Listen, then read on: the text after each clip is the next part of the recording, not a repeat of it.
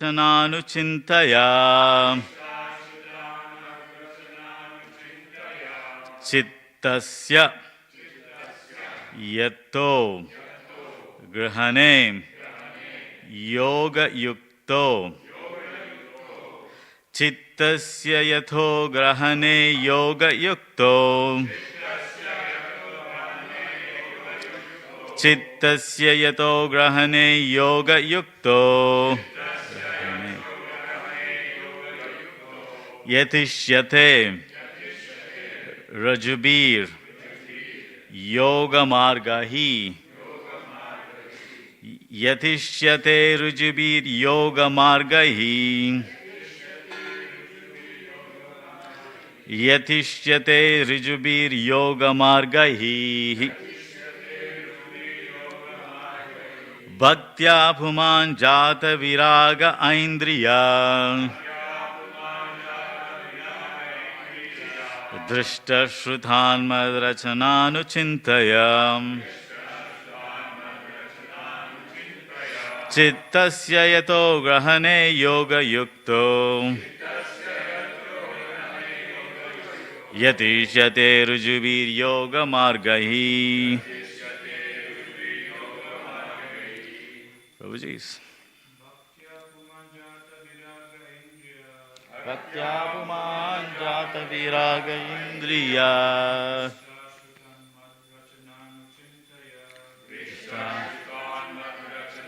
Chintaya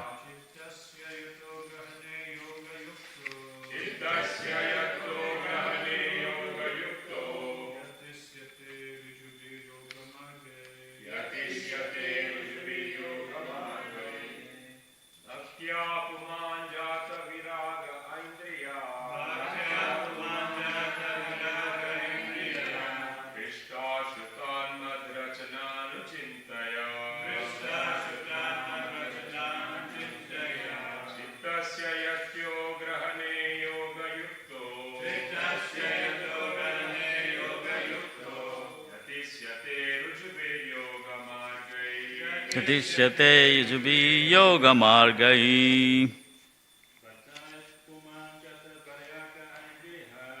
Bhaktya Puman Jata Viraga Aindriyas Drishta Shrutan Madrachananu Chintaya Chittasya Yato Grane Yoga Yukto Yatishyate Rujubir Yoga Margai Mataji's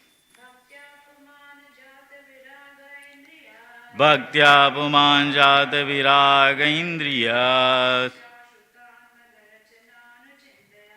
Masya Suman Macharachananu Chintaya Chittasya Yato Grahane Yoga Yukto Yatishyate Rujubir Yoga Margahi Bhaktya Puman Jata Viraga Aindriya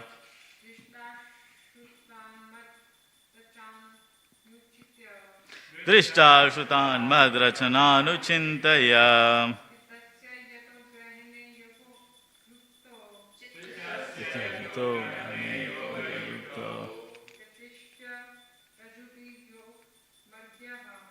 Yatishi Rajabir Yoga Margaya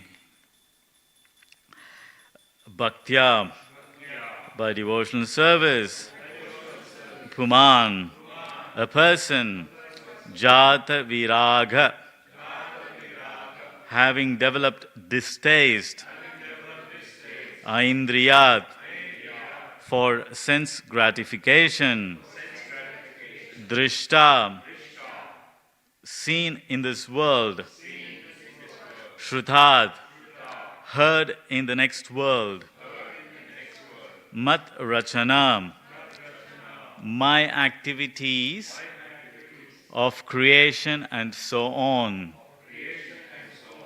Anuchintaya by constantly thinking about Chittasya of the mind yataha engage grahane in the world, in the control, yoga yuktaha situated in devotional service, yatishyate will endeavor, rujubihi easy, yoga margahi by the processes of mystic power. Translation and purport by His Divine Grace Srila Prabhupada. Srila Prabhupada ki jai. Thus consciously engaged in devotional service, in the association of devotees, a person gains distaste for sense gratification, both in this world and in the next. By constantly thinking about the activities of the Lord, this process of Krishna consciousness is the easiest process of mystic power. When one is actually situated on the path of devotional service, he is able to control the mind. Please repeat after me. Thus, consciously engaged in devotional service, in the association of devotees, a person gains distaste for sense gratification, both in this world and in the next. By constantly thinking about the activities of the Lord, this process of Krishna consciousness is the easiest process of mystic power. When one is actually situated on that path of devotional service, he is able to control the mind. Purport: in all scriptures, people are encouraged to act in a pious way so that they can enjoy sense gratification not only in this life but also in the next. For example, one is promised promotion to the heavenly kingdom of higher planets by pious fruitive activities. But a devotee in the association of devotees prefers to contemplate the activities of the Lord. How He has created this universe, how He maintains it, how the creation dissolves, and how in the spiritual kingdom the Lord's pastimes are going on. There are full literatures describing these activities of the Lord, especially Bhagavad Gita, Brahma Samhita, and Srimad Bhagavatam. The sincere devotee who associates with devotees gets the opportunity to hear and contemplate this subject of the pastimes of the Lord. And the result is that he feels distaste for so-called happiness in this or that world, in heaven or on other planets. The devotees are simply interested in being transferred to the personal association of the Lord. They have no more attraction for temporary so-called happiness. That is the position of one who is yoga yukta. One is fixed in mystic power, is not disturbed by the allurement of this world or that world. He is interested in the matters of spiritual understanding or the spiritual situation. This sublime situation is very easily attained by the easiest process, Bhakti Yoga, Rujabir Yoga Margahi. A very suitable word used here is Rujabi, or very easy. There are different processes of Yoga Marga attaining yoga perfection, but this process, devotional service to the Lord, is the easiest. Not only is it the easiest process, but the result is sublime. Everyone, therefore, should try to take this process of Krishna consciousness and reach the highest perfection of life. Om Jnanatimirandasya Jnananjana Salakaya Chakshurunmilitamena Tasmai Shri Gurave Namaha Namo Vishnupadaya Krishna Prishtaya Bhutale Srimade Bhaktivedanta Swami Iti Namine Namaste Saraswati Deve Gauravani Pracharine Nivishesha Shunyavadi Pashatya Tesha Tarine Vancha Kalpatarubhyasha Kripa Sindhubhyevacha Patitanam Bhavanebhyo Vaishnavebhyo Namo Namaha Jai Shri Krishna Chaitanya Prabhu Nityananda Shri Advaita Gadadhara Shivasadi Gaura Bhaktivinoda Hare Krishna, Krishna Krishna, Hare Hare, Hare Rama, Rama Rama, Hare Hare. I was born in the darkness of ignorance. My spiritual master opened my eyes with the torch of knowledge. Offer my respectful obeisances unto him. Mukam karoti vatsalam pango langayate girim yat kripatamaham vande Shri Guru Shri Dinatarinam. Tavaivasmi najivami tavaivina idhi vigya devitvam nayamam charanantikam. Hare Krishna everyone, welcome to this morning's Bhagavatam class, Glories of Devotional Service. A very important chapter. It's so important, Prabhupada actually gave a series of lectures on these chapters, and also his lectures were compiled into a book called Teachings of Lord Kapila. To set a bit of a background, Devahuti approached her son, Kapila Dev, and expressed her condition. Well, she's representing all the living entities. She says in text 7, she says, look, due to my senses, due to my material senses, I'm dragged into the abyss of ignorance. And I'm sick of these material senses giving me trouble. So please help me out. How do I get out or free myself from the troubles caused by material senses? So this is the prayer or request she places before Kapila Muni. And Lord Kapila, gracefully explains the process of devotional service to Devahuti till the previous verse. And in this verse and the next verse, he summarizes, he concludes, therefore, tasmat, or therefore.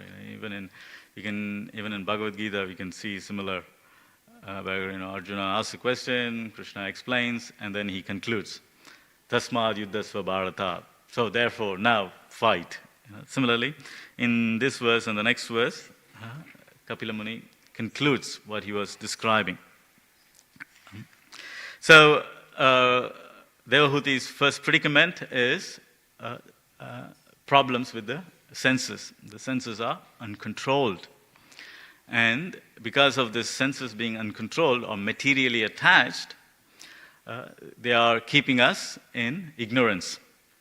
Keeping us ignorance means repeated birth and death.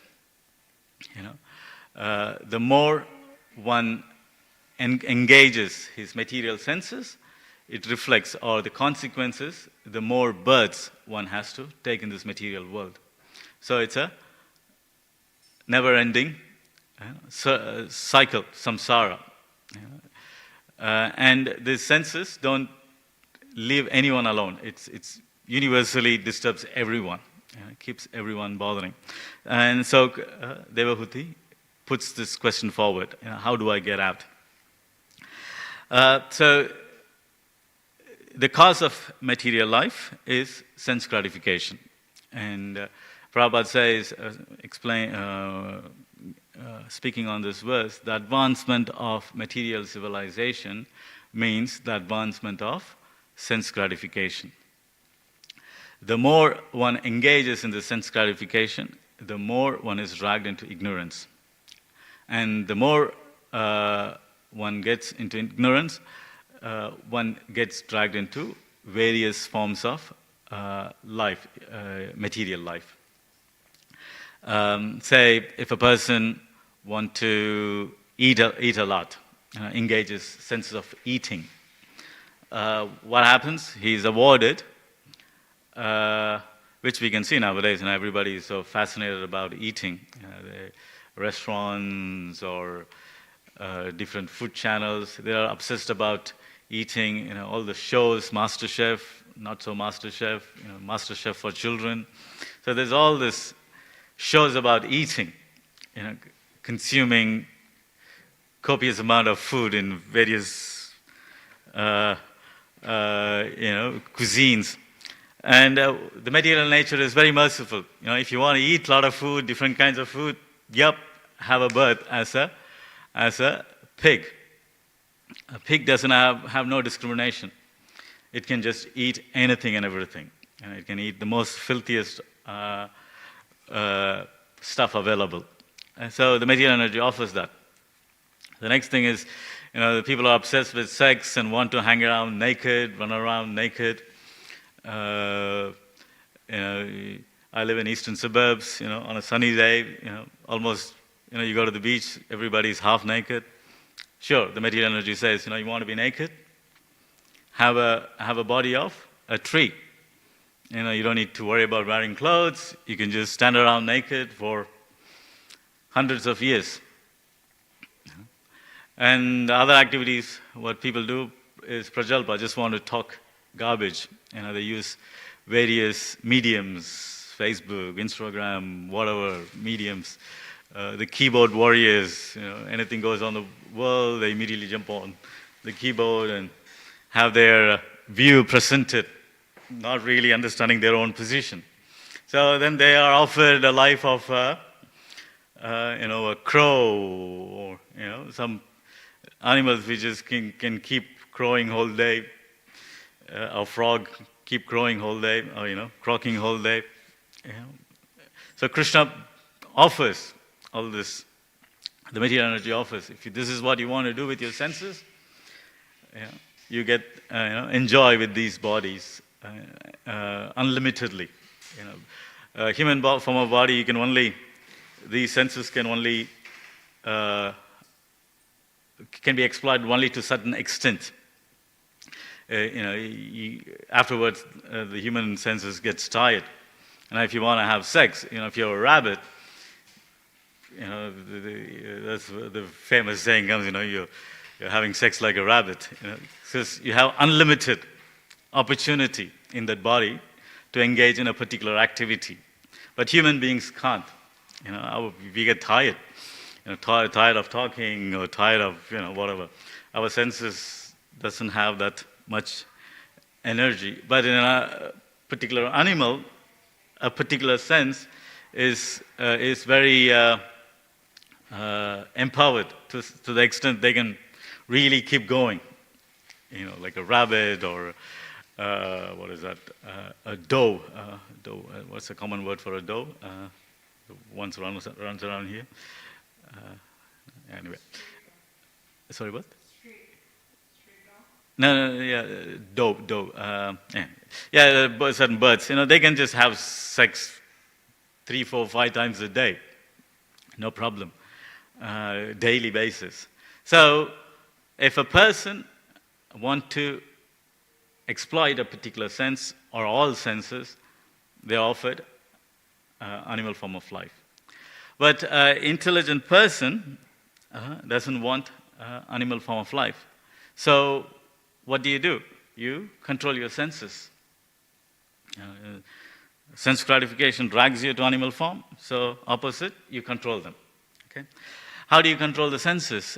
Krishna describes that.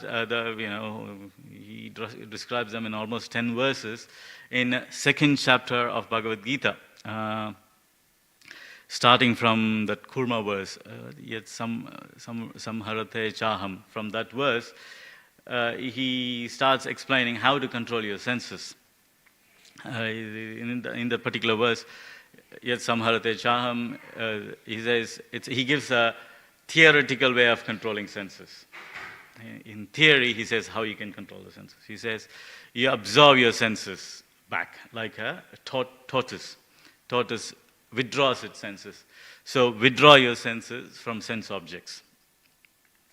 Then the next verse he says, Vishya nivartante nityahara sujainam raso varjam raso apisan param drishva nivartate. In the next verse he says, look, you can theoretically absorb or withdraw your senses, but senses are like fire. Nityaharasya. The more food you give, or more attention you give, the more it seeps up. So you want to, you have a problem with a particular sense. You say, okay, I'm going to put my effort, I'm going to put all my energy in controlling that particular sense. Krishna says, no, that's not possible. The more effort you put in controlling the senses and contemplating on the senses, the more it'll fight back. The more you fight back, you can see the obese people, they want to go on a diet. In January is the season when all the gyms have their membership rise. Everybody decides, I'm going to lose weight. They all go and join the gym. By February, they give up. It's a common thing. So people, alcoholics, they like, I want to stop drinking, and after some time, they immediately fall off the wagon or fall on the wagon. One of them, I don't know which one is the right one. So they get back into drinking. So the senses, the more you try to control, Krishna says, because raso varjam, raso apisan, the taste is still there. The taste to enjoy the senses is still there. The desire to enjoy the senses is still there. So it seeps back. The senses always becomes active. So then in few verses, he says, so the only way you can control the senses, it is madgataha or madpranaha. I can't remember. That thing is text 61, I think. He says, you try to control the senses, but by madgataha, or by practicing devotional service. Without practicing devotional service, this artificial way of controlling senses, it's not going to work, according to Krishna. Okay? That's why in that Param Drishva Nivartante verse, in that Vishya Nivartante verse, Param Drishva Nivartante. So you have to get a higher taste. One has to attain a higher taste so that the senses are not involved in lower activity. So you're given them a higher activity. In where I come from in South India, especially my region, I don't know about other regions, they say if a guy is troublesome, if he's a troublesome youth, this is traditional, not nowadays. They say get him married. That is the one solution they all offer. Get him married. Anybody heard this in India? A person is a bit frivolous, he's have bad association, get drunk and does funny things. They say get him married. So give him a higher taste. That's what it means. So since it's a responsible thing, you give him a higher taste, so he cleans up his act. It's in a mundane level. The example goes. You can see the example of Raghunath Das Goswami. His mother approaches his father, Govardhan Majumdar, and says, what do we do with this boy? He keeps running away from the house. And can you shackle him? The mother suggests his father, Govardhan Majumdar. And Govardhan Majumdar says, what shackle? I've given him the best shackle. I got him married to the most beautiful woman. She's as beautiful as the goddess of fortune. If she can't keep him shackled up, I don't know what can keep him shackled up. And so that's what Govardhan Majumdar says to his wife. So Raghunath Das Goswami, he has had the Param Drishva. Param Drishva. He has attained the higher taste. And since he has attained the higher taste, there's no lower taste can hold him down. Hold him down. And how do we attain the higher taste? So that's explained in these verses. Control the senses. How do you control the senses? You can't do it artificially. You have to do it through devotional service. And in chapter 8, text 14, Ananya Chetasa Satatam, Tasyaham, Ananya Chetasa Satatam, Yomam, Smarati, Nityasaha, Tasyaham Sulabam Partha, Nitya Yukta, Yoginam. So, in second chapter, Mad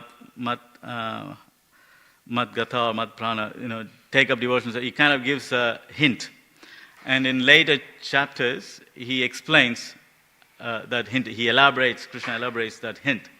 In this verse I quoted, 8:14, Ananya Chetasa Satatam.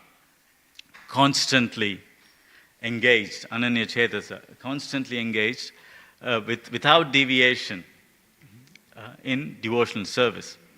By doing this, Nityasaha, always, continuously, the Nityasaha word is used, it's not constantly, it's not just constantly, but it is also always. As soon as you tell constantly, people might misinterpret and say, I will just come to Mangalarati every Ekadashi. That's constant. That's constant. Every Ekadashi I'm there. I'm constant. I'm keeping up the constant. No. Or, I'll just come every Janmashtami. That's constant. No. And Krishna caveats that by saying Nitya. Nitya means daily. So these activities has to be performed daily. Not just constant, but daily and constantly. He covers. So by performing devotional service, Nityas, and constantly, one can control the senses. And Krishna says, it's tasyaham sulabam partha. Tasyaham sulabam partha. This process is actually very easy. Sulabam means very easy. Sulabam partha. Any other process, it's, Krishna says it's waste of time. Samayevahi, Samayevahi kevalam, just waste of time. But this process of devotional service is easy.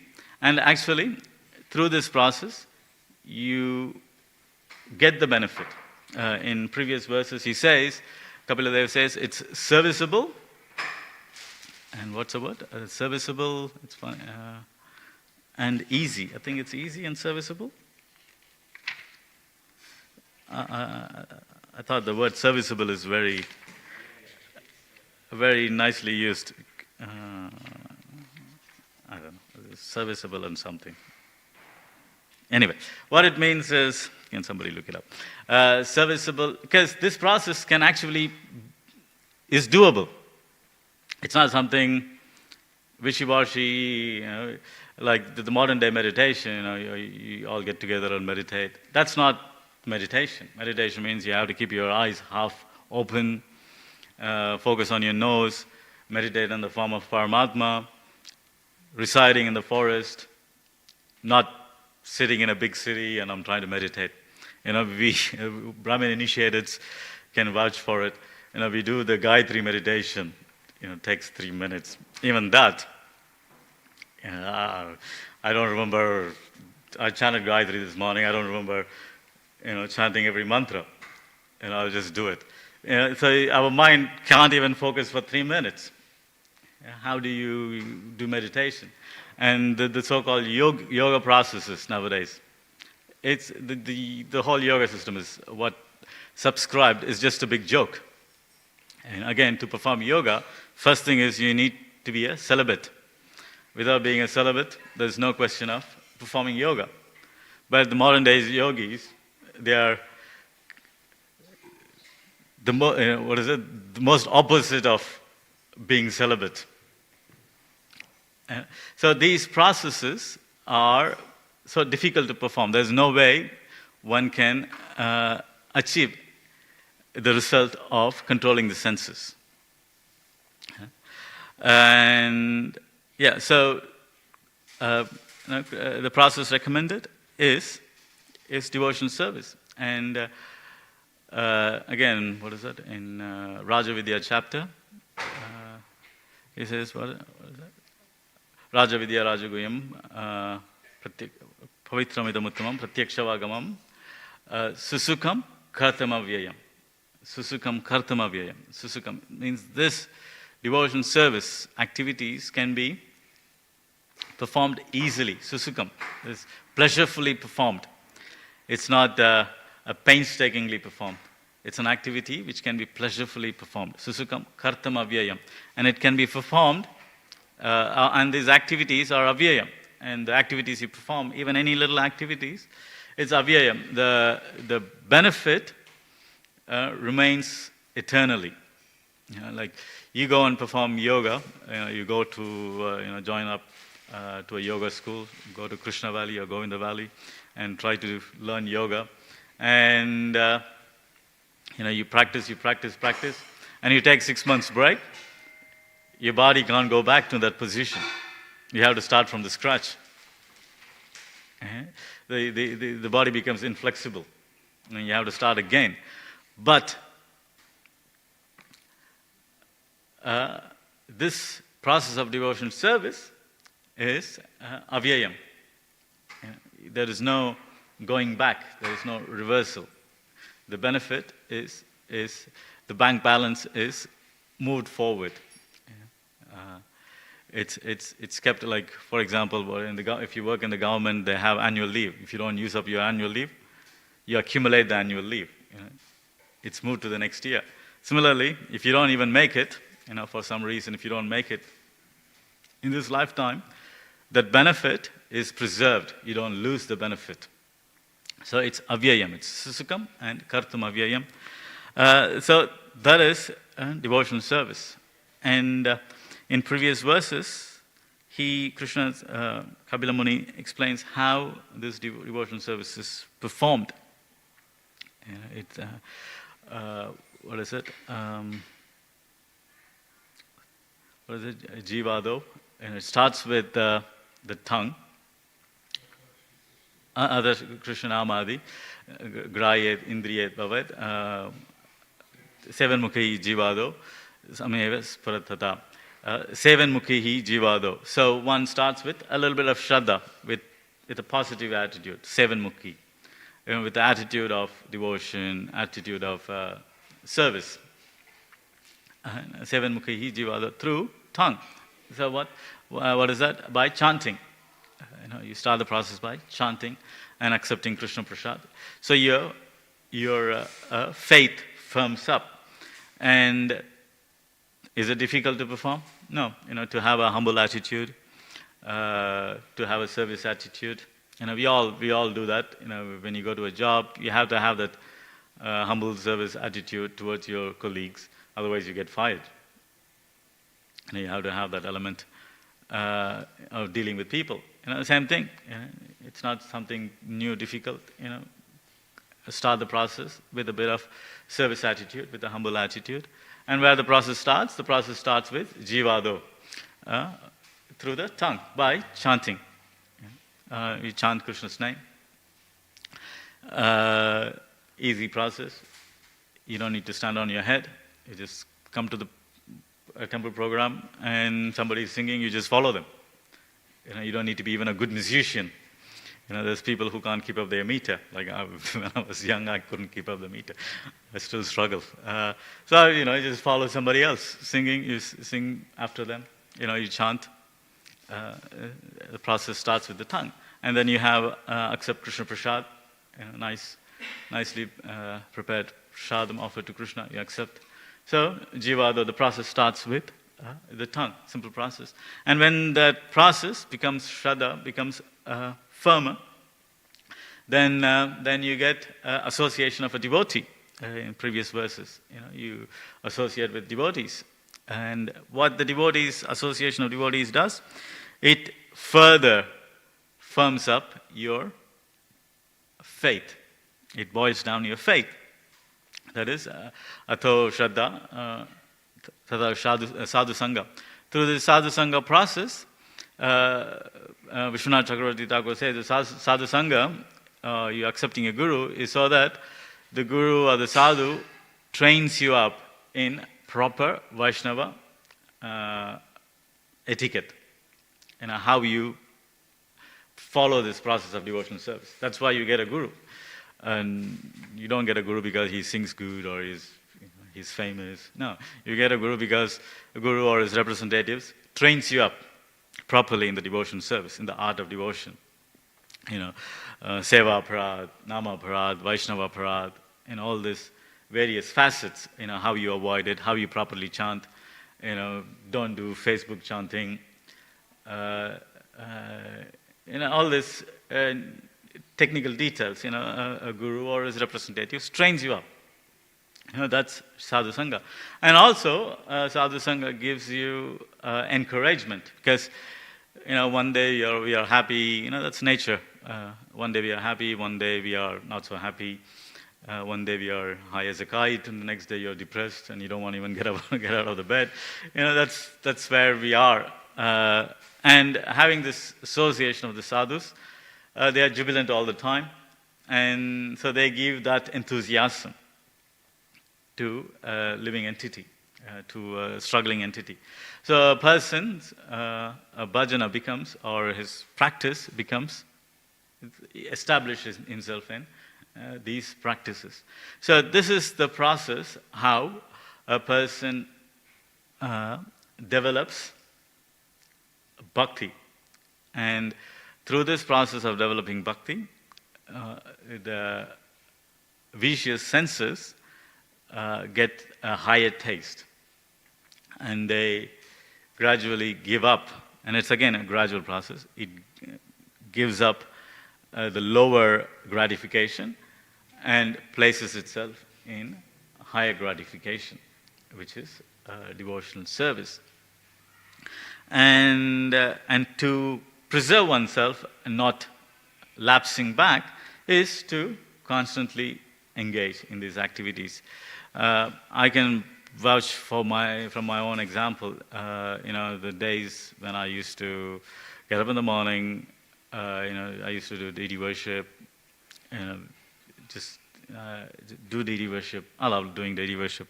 Bathe the deities, chant the mantras, dress them up, do the archana, puja, and then chant your rounds, listen to a lecture, read Bhagavatam, memorize some verses. When I used to do these things, the need for sense gratification it doesn't even come across. You're completely busy in enjoying these activities, taking pleasure in these activities, and you don't have time for lapsing back. But as soon as you stop this constant engagement, then the senses seeps back, and then you start struggling with controlling the senses. So constant engagement on a daily basis is the means to control our senses.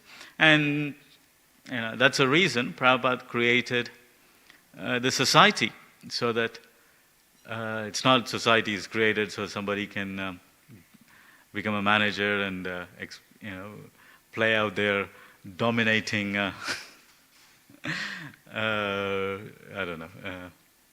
desires, but it is a society created so the devotees can come, take part in devotional service, various facets of devotional service, deity worship, kirtan, cleaning the temple, cooking.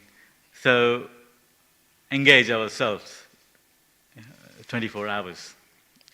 So that's why the society was created by Prabhupada. And he also insisted that we should morph into more, not just a temple city-based society, but also a community-based society, where farm communities, where devotees just actually live together and bring down their need for working hard. Nunam pramadda gurute. It's not just to work hard so that you can make money, as what is it? Say indriya priti, to just satisfy your senses, as Rishabhadev says to his sons. So not engaging in this ugra karma, industrial world, but to slowly move towards a more peaceful, a simpler lifestyle, so we can engage ourselves in direct devotional service as much as possible. And again, the same thing extends to Varnashram system, where at least okay, if you still do have desire for sense gratification, at least just time box it. In project management, we use the word time box it. Time box it only during your youthful, from 25 to 50. If you want to make money, have children, go and do it. But at a certain point, you have to give up and take up full-time devotional service, Vanaprastha or sannyasa ashram. So all the systems are in place so that one can become nitya saha, constantly engage in devotional service. All right, what time is it? It's 8:41. Yeah, I'll stop here if you have any questions or comments. I have a question. Fire, Mataji. Regarding association, we always talk about we should associate with the devotees. Yes.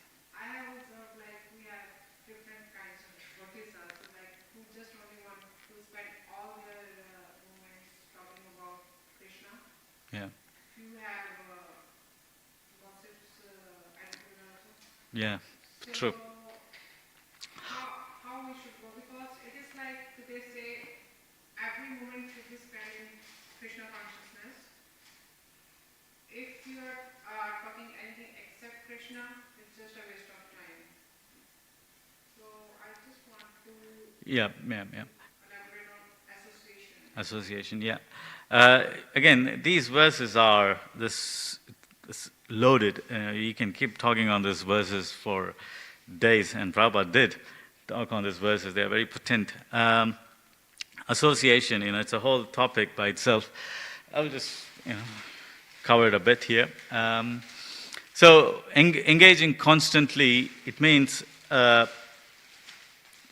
it's when an individual learns how to multitask. Okay, you're a mother. Generally, women are very good at multitasking. You'll understand what I'll come to the association part. I'm just building it up. That chair is pretty annoying. Yeah, maybe you want to swap? That's all right. Yeah. Where was I? Yeah. So devotees should learn to multitask, in the sense they always you have looking after your child, or you have a job. You learn a way where you're still constantly thinking of Krishna, at the same time performing the duty efficiently. Do that make sense? When it comes to constantly thinking about Krishna, one should not misinterpret that I give up my duties and I'm just going to constantly think. Again, Krishna says that in Bhagavad Gita, from second chapter towards last verses till the first few verses of third chapter. He says, do not give up your duty. You constantly do your duty, but figure out a way you can be always Krishna conscious. It's a technique we devotees should practice and learn. It's an art where you simultaneously are Krishna conscious, at the same time you are engaged in your duty. And association, association is very hard to get in this age, especially of pure devotees. When I left Mayapur, Pankajanga Prabhu told me, you're going to Australia, that place is God-forsaken. Why are you going there? There is no devotee association. That's what he told me. And I felt that living in the city. So I asked this question to my friend and mentor, Bhavananda Prabhu. How do I get this association? It's a struggle. He said, to get top-class association is Prabhupada books. You associate with Prabhupada through reading his books. He is present through his books. The more you spend, these are not just like a Purusha Sukta prayers or Rig Veda, Yajurveda, just gives you some Vedic mantras, technicalities. No. Prabhupada books are his association. And various Acharyas' books are their association. And we have so many of these wonderful books. And one has to practice or make it into their schedule to read Prabhupada books and various Acharyas' books. Jaiva Dharma, Madhurya Kadambini, Nectar of Instruction, Nectar of Devotion. These are all topmost association. And through this association, there is no time for Gramya Katha, when you're reading. So how do you get topmost association? That's the answer. And again, listening to Prabhupada. Daily sadhana, listen to Prabhupada on a daily basis. You're constantly in his association. Okay. Yeah, that's covering the topmost. The other, of course, human beings, we need to have human interactions. You choose your crowd. You always choose your crowd. Who is giving you the top association? Where can I get? Which devotee can give me that association? Which devotee is more interested in not so devotional activities? So there you have to use your viveka, discrimination. It's not like, all the devotees are the same, I'm going to hang out with all of them. No, that's not. There's tiers of devotees. We see them all as devotees, we respect them all as devotees, but you pick your crowd. Who gives you that positive enthusiasm, who's not stuck with agendas of their own personal agendas. Nowadays the world is full of personal agendas, veganism and thisism and thatism. You broom through them and find devotees who can give you that enthusiasm and who can nurture your devotion. Just because people put tilak and kantimala and chant now and then doesn't mean they become a good associate. One has to be careful. Even eating food, prasadam has to be cooked with devotees of good consciousness. Just because I have a Brahmin thread and chant Hare Rama, Hare Krishna here and there doesn't make you pick. You synthesize and see which is the best, and then you exploit that. Do it make sense? Yes. Yeah. Another question is, Prabhu, regarding gossips. Like, as a grasta, we have a family like cousins or parents even, who are not Devotees, yeah. So they want to waste time like gossiping about your relatives and all that stuff, and they expect from you like you are their kids. You have a duty to listen their heart, what heart is. Yeah. So is it like the right thing to listen all that, or it's just waste of time? Look, there you have to use your intelligence a bit. How do you? It's like you go to work. There is a difficult customer. You use your intelligence. You don't just get played into their tantrums. Does that make sense? You work it out, how to deal with this person. Same thing, with family, friends, you just learn to deal with them.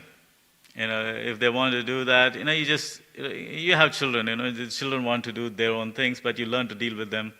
You do certain things, so they leave you alone. or engage them in something else. So it's case-to-case basis. You figure out how to deal with these external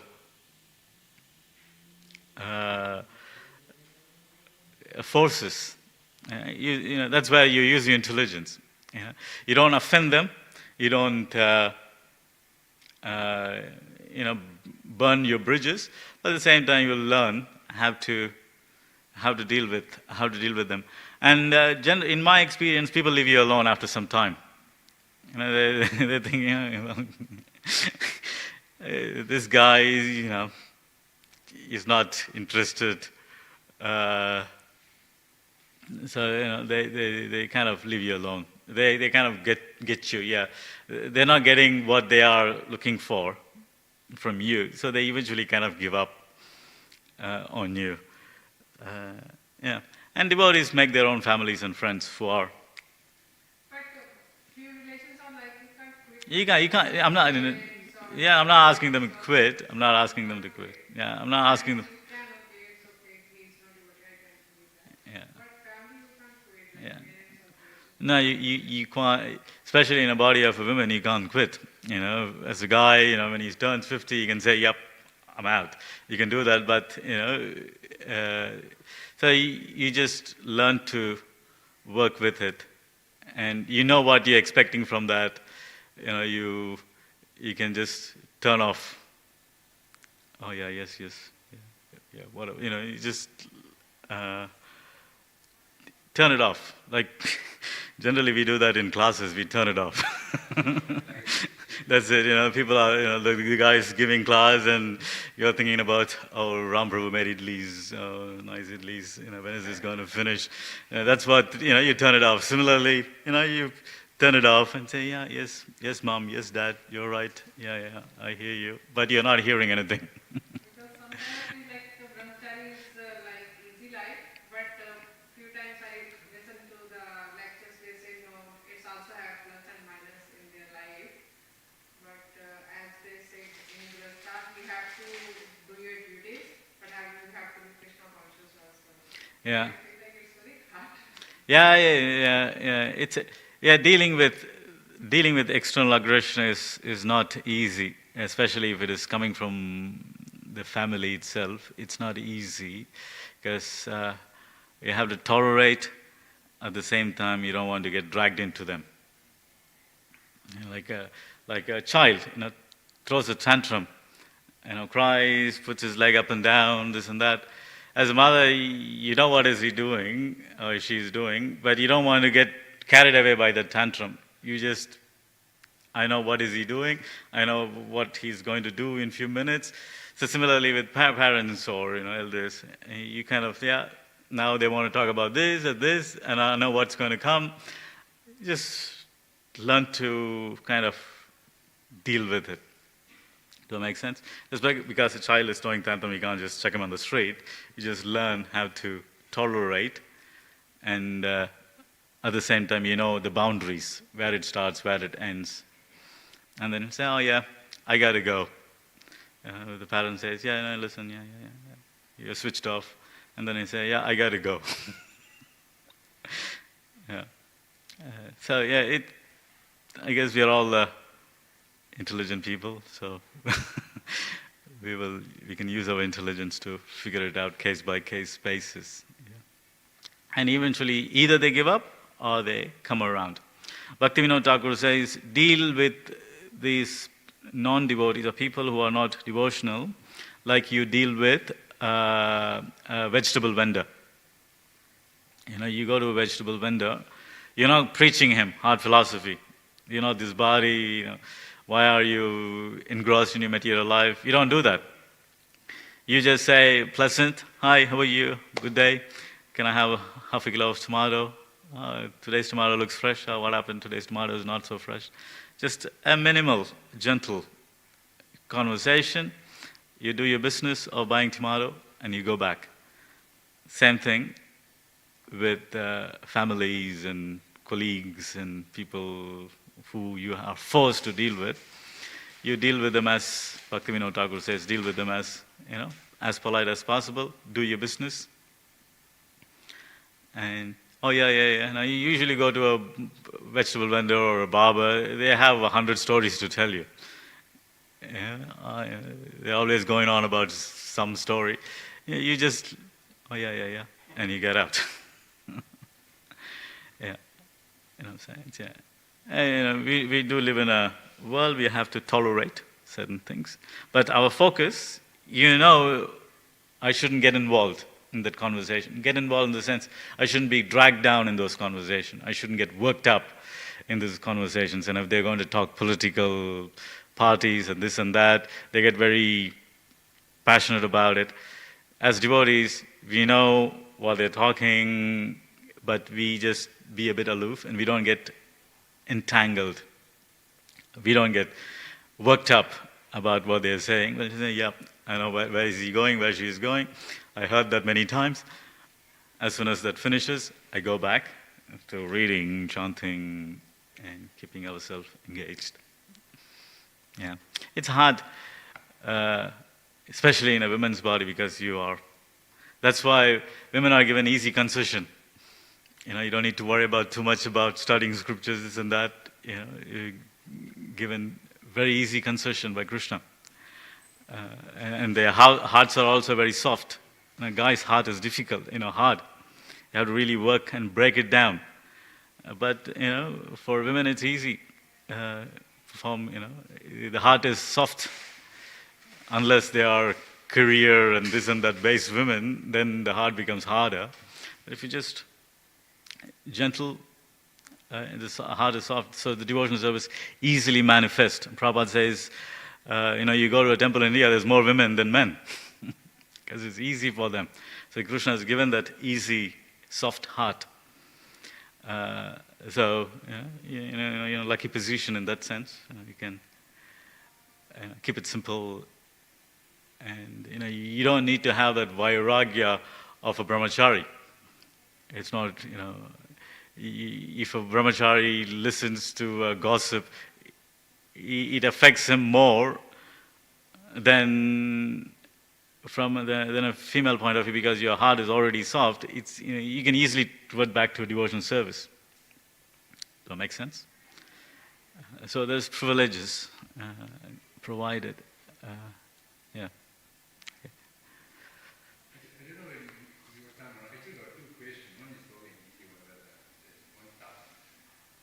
I don't. Let me decide. I don't know. When it comes to desire, maybe the clarification there.